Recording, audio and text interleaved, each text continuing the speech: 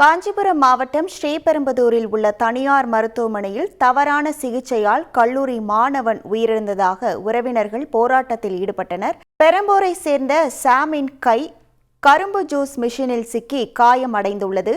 இதனால் தண்டலத்தில் உள்ள தனியார் மருத்துவமனை ஒன்றில் அவருக்கு அறுவை சிகிச்சை நடந்துள்ளது.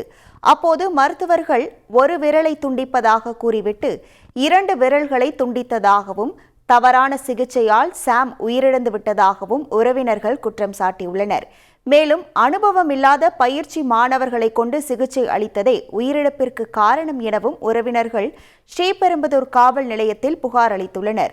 தொடர்ந்து தனியார் மருத்துவமனையை முற்றுகையிட்டும் போராட்டத்தில் ஈடுபட்டனர். அவர்களிடம் பேச்சுவார்த்தை நடத்திய ஸ்ரீபெரும்புதூர் டிஎஸ்பி உரிய நடவடிக்கை எடுக்கப்படும் என உறுதியளித்ததின் பேரில் போராட்டம் கைவிடப்பட்டது. இனி செல்லும் இடமெல்லாம் செய்தி. தந்தை டிவியின் வாட்ஸ்அப் சேனலை ஃபாலோ பண்ணினா செல்லருக்கும் இடமெல்லாம் செய்தி. இதோ QR கோட் இப்பவே ஸ்கேன் பண்ணுங்க, ஃபாலோ பண்ணுங்க.